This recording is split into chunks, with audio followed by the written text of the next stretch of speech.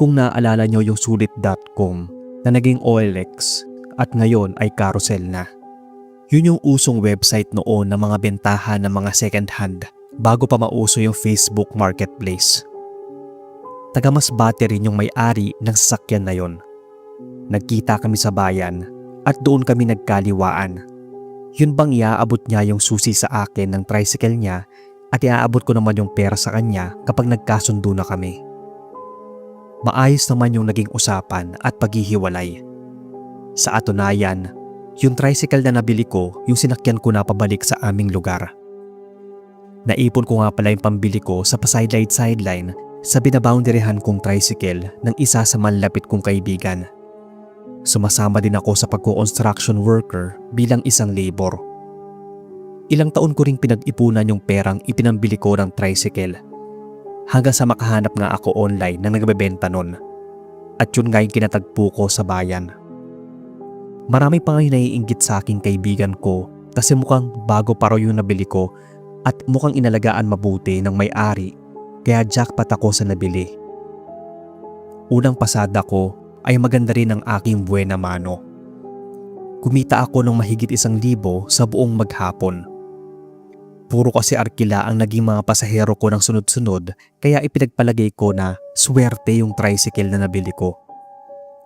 Nasa mahigit 1 linggo din ang biyayang natatanggap ko mula sa pamamasada. Halos kalahati na nga ng perang pinambili ko ay nabawi ko na.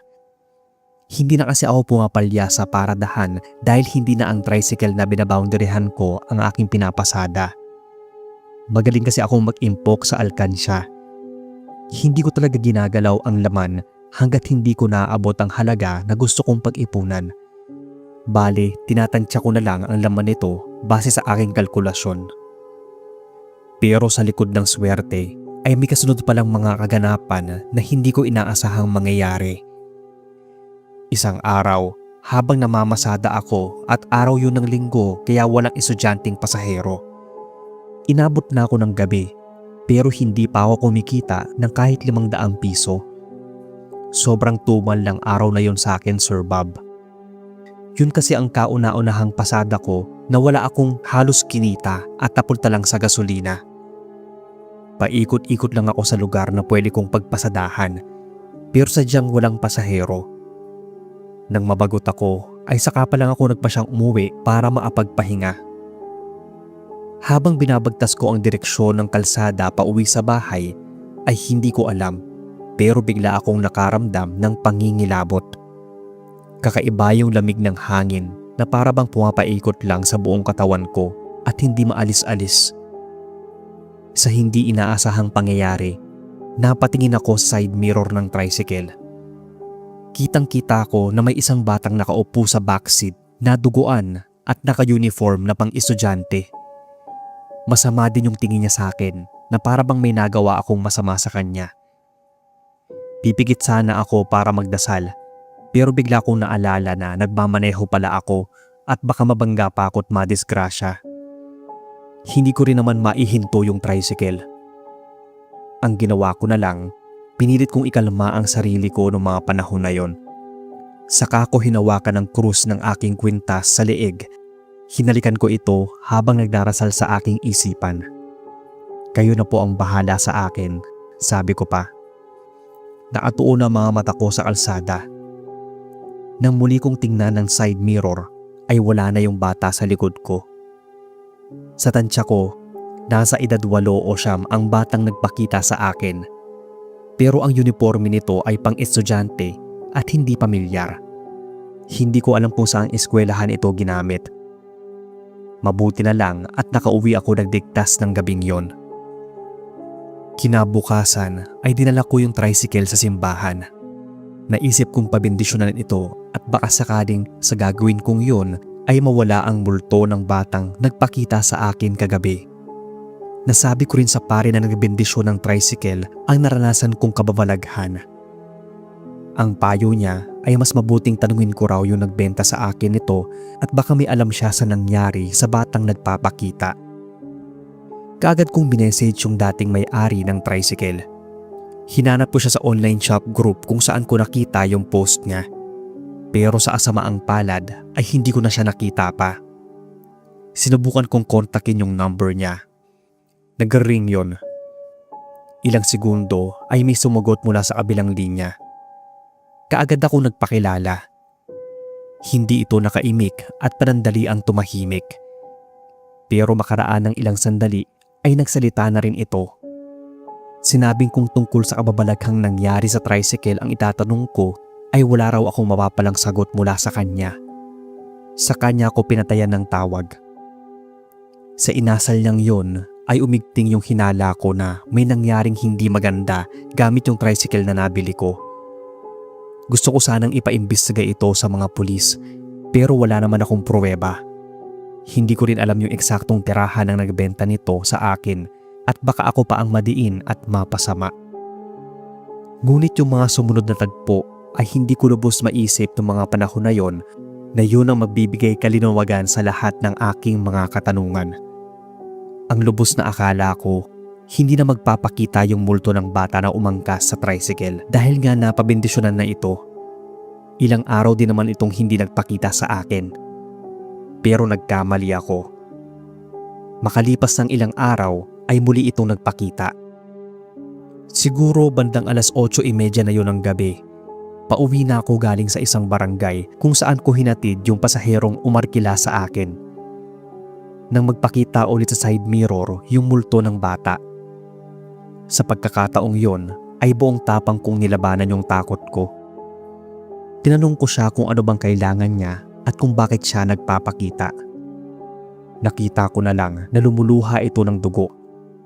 Pagkatapos ay hinawakan niya ako sa batok. Parang panandali ang nablangko yung utak ko.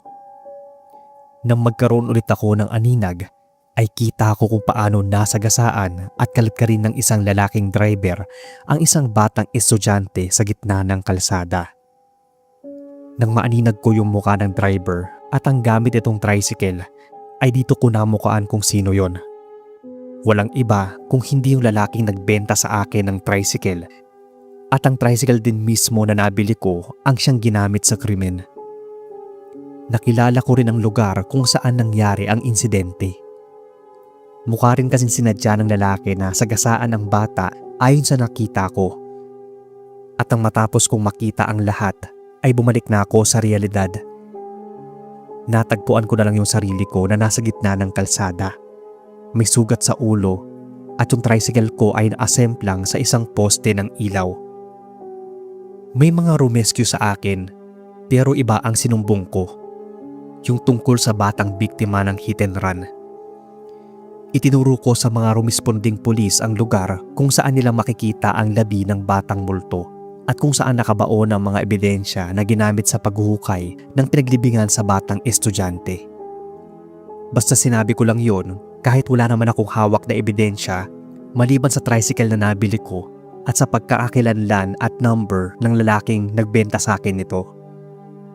Kaagad nilang kinumpiska ang mga yon at natuntun din nila kung saan nakatira ang lalaking tinuturo kong sospek. Nang ilatag nila sa harapan niya ang ebidensya, ay laking pasalamat ko sa Diyos dahil hindi na siya nagkaila pa. Inamin niya ang nagawang krimen. Nagawa daw niya yon dahil ang batang pinatay niya ay nambubuli di umano sa anak niya sa eskwelahan. At kada uuwi ng bahay ang anak ay umiiyak ito at nagsusumbong na inaway na naman siya ng kaklase niya. Nang makita niya ang bata naglalakad sa kalsada na laging nangaasar sa kanyang anak, ay nandilim daw ang paningin niya kaya niya ito sinagasaan. Sa takot na may baka makakita, ay mabilis niyang binuhat ang dugo ang bata, sa kanya dinala sa likod ng malaking puno. Umalis siya. At pagbalik ay may dala na siyang mga panghukay at dito niya sikretong inilibing ang labi ng kanyang pinatay na estudyante. Dahil sa kanyang pag-amin ay nabigyan hustisya ang pagkamatay ng batang multo. Dinala ng mga pulis ang kanyang mga labi sa nangungulila niyang mga magulang na matagal ng panahon. Hindi ko na alam ang sumunod pang nangyari. Basta ang alam ko lang ay nakulong ang gumawa sa kanya ng hindi maganda at nabigyan ng hustisya. Kaya simula nung araw na yon ay hindi ko na siya naramdaman pa o nakita pang muli. Kapag binabalikan ko ang experience kong yun, ay hindi pa rin ako makapaniwala na nasaksihan ko yun at naging instrumento ako sa paglutas ng kaso. Ang sabi nila ay bukas raw siguro ang third eye ko o baka siguro ako yung pinili ng batang multo na pagparamdaman. Pero napansin kong simula nga din nun, may mga pagkakataon na bigla na lang akong may mararamdaman o makikita na mga nilalang na hindi nakikita ng iba. Siguro nga ay bukas ang third eye ko. May ilan pa akong mga kwento na sa susunod ko na lang po ipapadala kapag nagka-oras na. Hello po Sir Bob at sa mga listeners nyo. Nakapagsulat ako dahil gusto ko ring ibahagi itong kwento ko noong namamasada pa lang ako taong 1995 sa edad na 21. Ako nga pala si Roger, laking kabuluan sa may Kalayan. Sariwa pa sa alaala ko yung kaganapang yon nang minsang ginabi ako ng pamamasada. Pagmamay-ari ni Itay ang minamaneho ko noong tricycle at ang boundary ko lang noon ay 50. Malaki pa noon ang halaga ng pera. Kapag may 50 ka na, parang nasa ilang daan na rin yun ngayon. Nasa 10 o 15 pesos pa lang ang halaga noon ng 1 kilong bigas. Ang noodles ay 7 pesos, samantalang ang sardinas ay 12. Ang sukling sa isa 50 ay nabibili pa noon ng Pop Cola. Ito kasing sikat na soft drinks noong 90s. Pasensya na Sir Bob, pero hindi naman tungkol sa presyo dadaloy ang kwento ko. Bigla ko lang kasing nabalikan. Itong kwento ay ang nangyaring katatakutan isang gabi sa aking pamamasada. Nagkaroon ako noon ng isang lalaking pasahero na ni minsan ay hindi ko nakitang ngumiti. Itim ang damit at pantalon nito. Napaka-seryoso ng muka. At kapag tinanong ko kung saan siya papunta o saan ko siya dadalhin, ay tinuturo lang niya yung direksyon aking lilikuan. Siyempre, pasahero, kaya sinunod ko lang yung instructions niya. Sa huling nilikuan namin, putol na ang kalsada. Rough road na ang kasunod.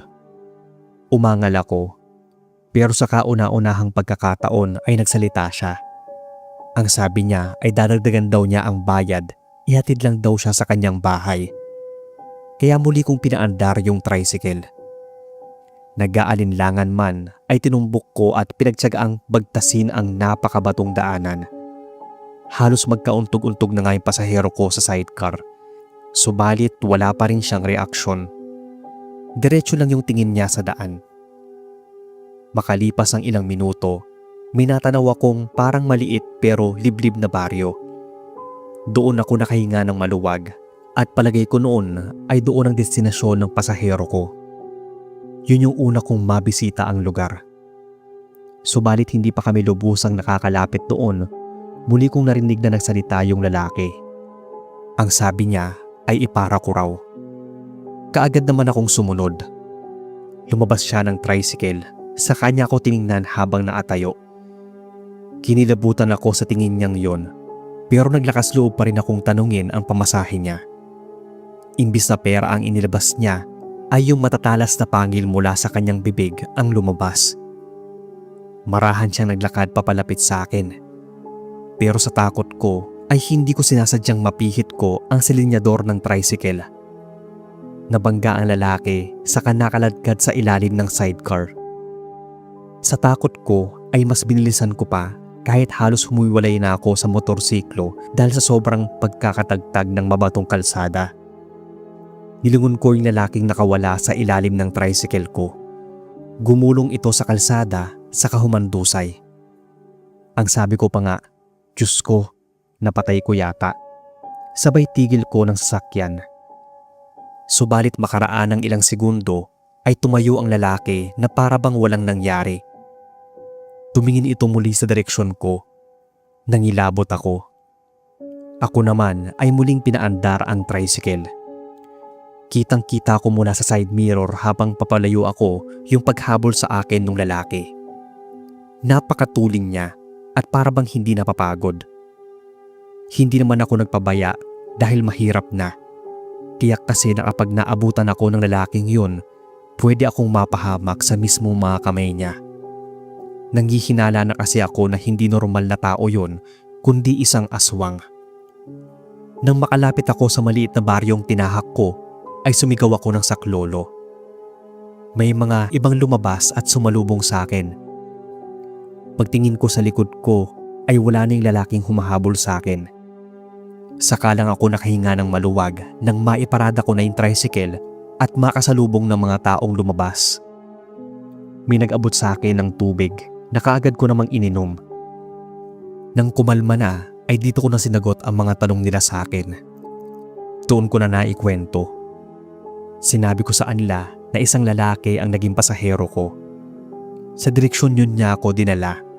Pero nang maalapit na sa baryo nila ay bigla itong pumara at nang maababa, sumama ang tingin nito sa akin habang may mga pangil na nakausti sa kanyang mga labi.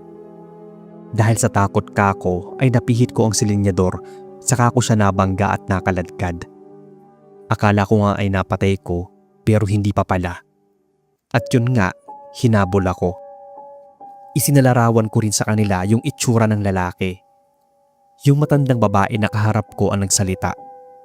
Ayon dito, ang humabol daw sa akin ay pagala-gala raw sa kanilang lugar. Isa raw yung aswang. Nagpapanggap na isang pasahero para maapambiktima ng mga tricycle driver. Sumasalakay daw ito sa kanilang baryo kapag sapit ng gabi. Kaya pala napansin ko na may mga hawak na armas yung ibang mga kalakihan dahil gabi na. Inaya naman ako ng isang lalaking kaedaran ko na tumuloy muna sa kanilang tahanan at doon na magpalipas ng gabi. Ang ipinagtaka ko lang noon ay kung bakit may malaking kawa at may mga panggatong at silab sa ilalim ng mga ito.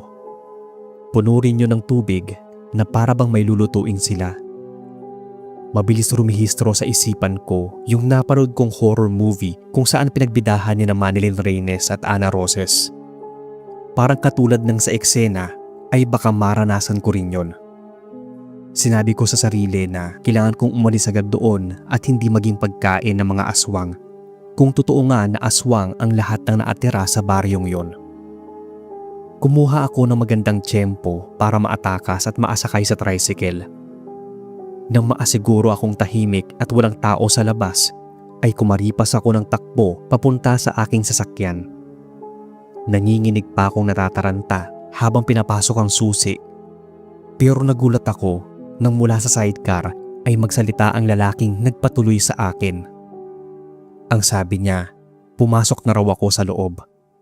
Mali ang hinala ko raw kasi hindi sila mga aswang. Natatawa pa siyang bumalik sa pagkaasandal sa upuan ng tricycle. Tinanong ko naman kung saan nila gagamitin yung malalaking kawa na may lamang tubig. Itinuro niya sa akin ang kinaroroonan ng mga baboy ramo. Bago daw nila ito dalhin sa bayan para ibenta, ay pinapakuluan daw muna nila ito para hindi malansa kinabukasan. Mas mabuti daw na magpaumaga na lang daw ako sa baryo dahil mas delikadong bumiyahe kapag gabi. Pagala-gala pa rin sigurado yung aswang. Natatawa na lang ako sa sarili kong bumalik sa bahay niya. Iba ang nagagawa ng maling akala. Kinabukasan, matapos naming mag-agahan ay nagpa siya ng umalis ang mga kalalakihang naatasan para magbenta ng mga karding baboy ramo sa bayan. Tutal daw naroon na rin ako, sa akin na lang daw sila sasakay at aarkilahin yung tricycle ko. Pumayag naman ako. Pero ang sabi ko ay wag nang magbayad. Tutal naman, pinatuloy nila ako sa baryo magdamag at pinakain pa. Iniligtas din naman nila ako mula sa aswang. Pagkalagay nila ng mga batya ng baboy ramo, ay bumiyahe na kami. Sa daanan ay may napansin kaming nakaharang na lalaki. Namukaan naman yon ng isa sa mga kasama ko at sinabi niyang yung aswang na humabol sa akin kagabi yung nakatayong yon. Baka raw hindi nito matanggap na nakawala ako sa kanya kaya hinihintay ako nito paglabas ng baryo kahit umaga na. Sinabihan ako na huwag titigil sa pagpapatakbo ng tricycle na ginawa ko naman. Mabuti na lang din at na-full tank ko yung gasolina kahapon kaya kumpiyansa akong hindi kami mauubusan. Mas pinaharurot ko pa ang tricycle kahit mabato ang kalsada. Inilabas naman ng mga lalaking kasama ko yung dala nilang itak na sobrang talas. Yun yung ginamit nilang pangkatay sa mga hayop. Matapang naman yung lalaking aswang na para bang desperado ito sa labis na gutom. Sinagasaan ko ito pero ginamit niya yung lakas niya para harangan kami. Dumungaw sa labas ng tricycle yung isa sa mga lalaki at tinaga yung aswang. Nag-iwan yun ng malaking sugat sa balikat ng aswang kaya dali-dali itong gumilid. Doon na namin ito tuluyang nalagpasan pero humabol pa rin ito. Yung isa sa mga kasama ko, ipinatigil yung tricycle. Tiningnan ko ang isa sa tabi niya at ang nakaangkas sa likod ko, kaya tumigil naman ako. Buwaba sila, saka hinarap yung aswang. Walang habas nila itong pinagtataga. Sa atunayan, malakas yung aswang at gumaganti talaga ito. Pero hindi niya kinaya yung mga lalaki. Kinilabutan at nanlamig ang buo kong katawan dahil nang pabagsakin nila ito ay pinagtataga nila ang leeg nito hanggang sa mapugutan ng ulo.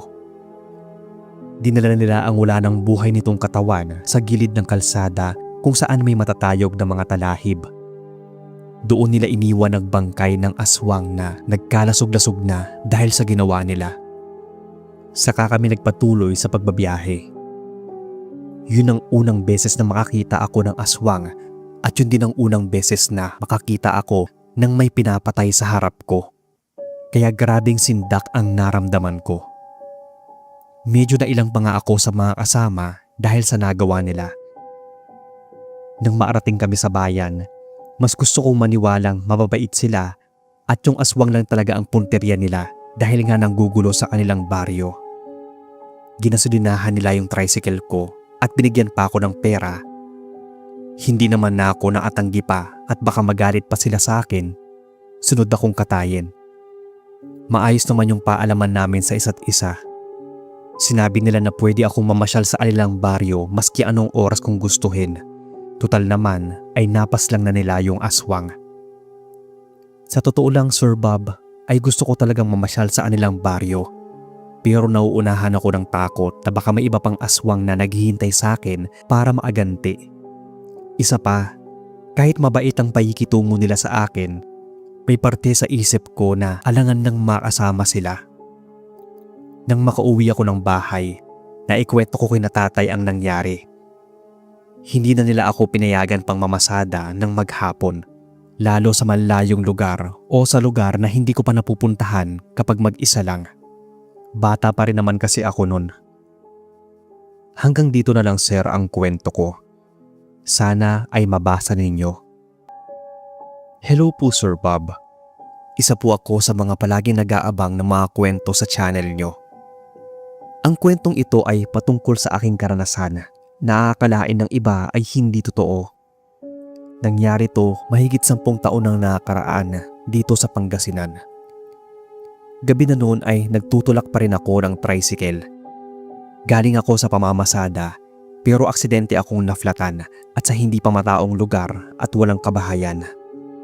Nakakaramdam na rin ako ng takot noong mga sandaling yon kasi parang may nanonood lang sa akin. Basta may ganun akong pakiramdam. Para mawala yung takot ko, kumanta-kanta muna ako para malibang ang sarili. Pawisan na rin ako noong mga sandaling yon dahil sa pagod.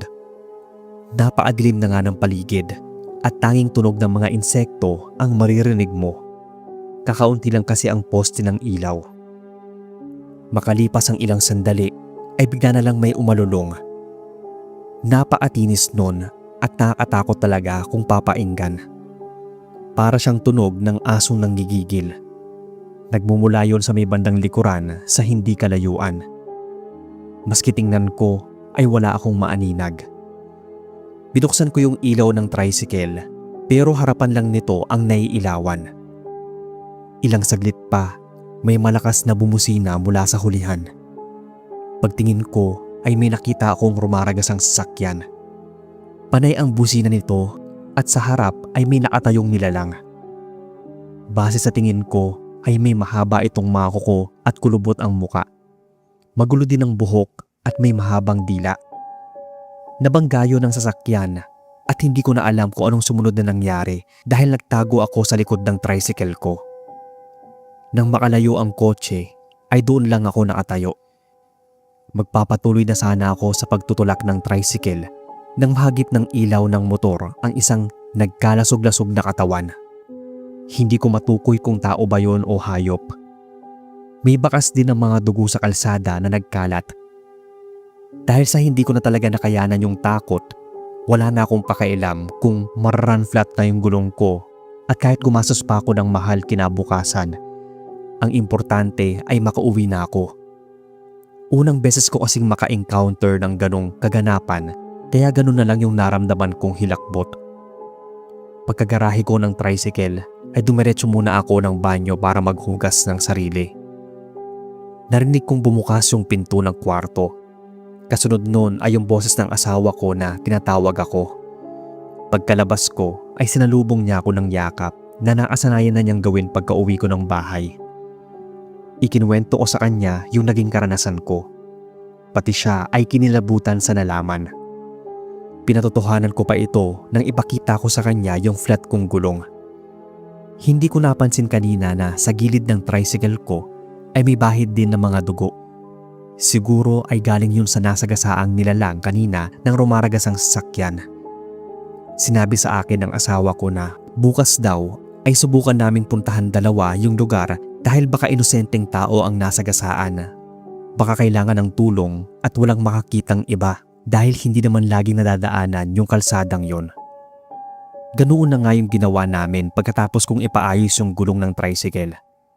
Natatandaan ko naman yung lugar na yon. Pero nang maarating kami ay wala ni isang bakas ng krimeng naganap. Maski bahid man lang ng dugo sa alsada ay wala kaming nakita. Hindi naman umulan nung gabi o araw na yon, kaya hindi yun binasa para linisin. Sa unahan naman nun ay minakita kaming mangilan-ngilan na bahay. Sa unang bahay ay may matandang babae na nagwawalis pa sa bakuran. Samantalang nung gabi naman ay halos wala akong nakitang kabahayan, kaya napaisip ako nun. Sinubukan naming magtanong sa matanda, pero titig lang yung sinagot niya sa amin. Sa pangalawang bahay naman ay isang matandang lalaki ang aming nakausap. Ayon sa kanya, wala naman daw silang nakita o narinig na aksidente kagabi. Pero may kwentong nakapaloob sa madilim na parte ng lugar ng kalsadang yon, kaya iniiwasang magawi roon ng karamihan sa mga drivers dahil ayaw nilang maranasan. Dinala muna kami ng matanda sa lilim ng puno sa kanilang bakuran kung saan may mga upuan. Doon siya nagsimulang magkwento. Ayon sa kanya ay may ibang dimensyon daw di umano ang nasabing kalsada na sa tuwing 10 oras ng gabi lumilitaw. Lahat daw ng nakakapasok sa dimensyong iyon ay pinaglalaroan ng mga elemento, laman lupa, maski natiktik. Ang tanging kailangan daw na gawin ay bumusina ng malakas at huwag hihinto maski may marinig kang kalabog sa unahan ng sasakyan mo. Ang pagbubusina ay tanda raw ng paghingi ng pahintulot na dadaan doon. Iisa pa lang daw ang nakapagpatunay sa ababalaghang nangyayaring yon. Yung anak daw ng matandang babaeng kapitbahay niya na una naming nakausap pero hindi nagbigay impormasyon. Sa kaso ko raw, talagang napaglaruan ako ng elemento. Bukod doon ay maaaring nakursunadahan daw ako ng tiktik. Naikwento ko rin kasi yung karanasan ko agabi. Kung wala daw sasakyan na rumaragas ang panay ang busina, ay tiyak napahamak na ako. Matapos malinawan ang lahat ng aming katanungan, nagpasya na kaming magpaalam na. Malugod naman kaming pinayagan ng matandang nakausap namin at sinabi na kung maaari, iwasan o wag na lang kaming bumalik sa alsadang yon. Kung wala namang pamimilian, ay bumusina na lang daw ng maraming beses at wag hihinto kahit anong mangyari. Sa takot ko nga, pati pagmamaneho ko ng tricycle ay naapektuhan. Naghanap na ako ng buyer makalipas ng ilang araw. Naibenta ko naman kahit presyong palugi na. Ewan ko, sa sobrang takot ko nga ay nagawa ko yon. Naghanap na lang din kami ng misis ko ng mas malayong lugar kesa doon. Total, nangungupahan rin naman kami. Basta ang importante sa akin noon ay makalayo kami sa lugar. Dahil habang nandun kami at namamasada pa ako o kahit sabihing tumigil na ako sa pamamasada, Hindi na kasi nawala yung takot ko sa alsadang yon na sinasabing may ibang dimensyon.